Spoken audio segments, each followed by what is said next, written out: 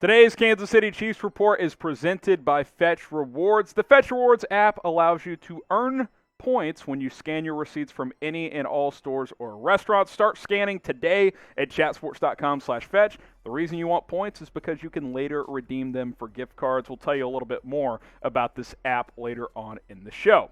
What is the latest on Eric Bieniemy? Well, we'll get you caught up on what we know. Bieniemy is reportedly set to meet with Andy Reid about his future. That could be happening as we speak here on Monday. His contract's set to expire with Kansas City, I assume, before the new league year starts in March, which is, a couple of weeks away. And then there's some real chatter, rumors, buzz that he could leave the Chiefs. There could be a separation here, and not because the Chiefs don't like Eric Bieniemy and that Eric Bieniemy doesn't like the Chiefs, but he might be thinking, you know what, if I want to be a head coach someday, I may just have to go call plays for another team, be a sole play caller rather than Andy Reid's right-hand man. Here's what Adam Schefter had to say about the latest here. Quote, Bieniemy and the Chiefs head coach Andy Reid are expected to soon meet and discuss their futures, whether they envision them together in Kansas City or apart, according to league sources.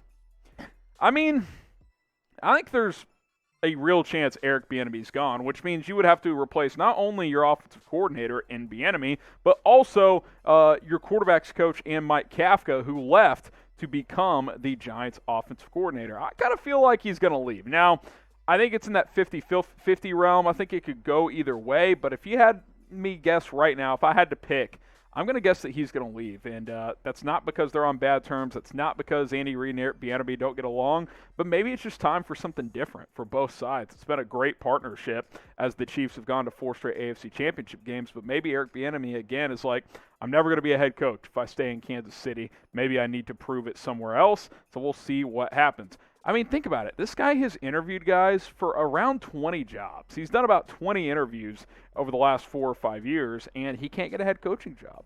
Now, there's all kinds of speculation on why that is. He's not good at interviewing. Matt Nagy didn't work out, so why would Eric Bieniemy? There's all these different things out there. But the reality is, you interview this many times, you don't get a job, there's a reason. And maybe the reason is that teams want to see him call plays, not only for a team less talented than the Chiefs, but also be the sole play caller, which he isn't right now. So we'll see what happens, man. This story continues to unfold. I did not think this would happen, but honestly, if it does, I think it's okay. I think it's going to be okay. I think Eric Bieniemy should do what's best for him, and I think the Chiefs should be an open book. If he wants to return, bring him back. If not, hey, trying something different isn't a big deal either, especially when Andy Reid calls the plays anyway, and it is his offense. So what do you think? Will Eric Bieniemy leave, or will he stay? Type L for leave, type S for stay. We'll make this the pinned comment on today's video. So if you get hit with that YouTube ad break, go ahead and weigh in. Curious to see what Chiefs Kingdom thinks on this one. Are the Chiefs Super Bowl 57 favorites? Yeah, according to the early odds, they are the favorites to win next year's Super Bowl. 4 straight trips to the AFC title game. They should have been there this year in the Super Bowl for a 3rd straight time. That did not happen, but they should have been.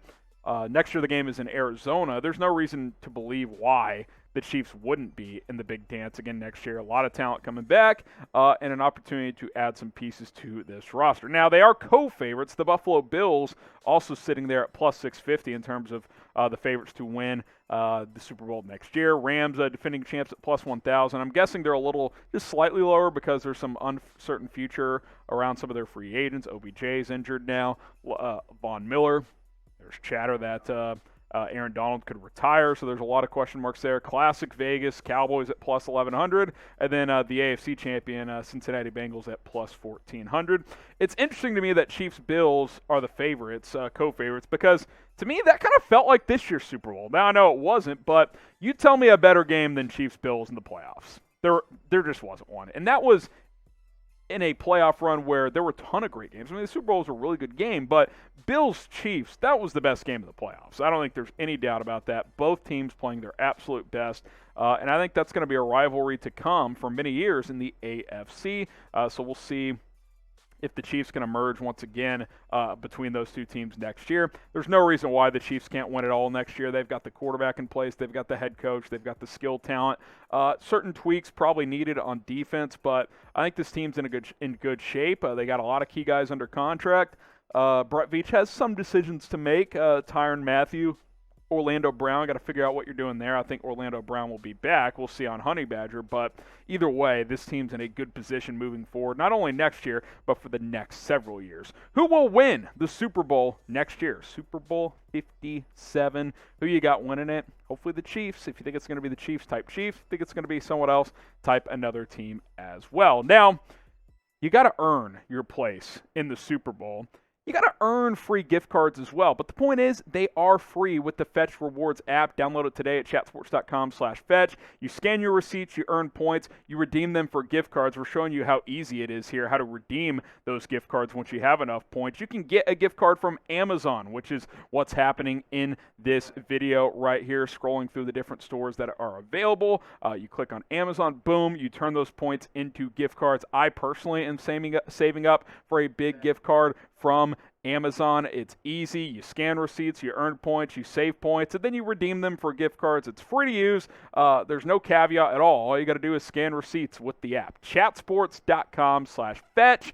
Go fetch some receipts and earn some points by scanning them today.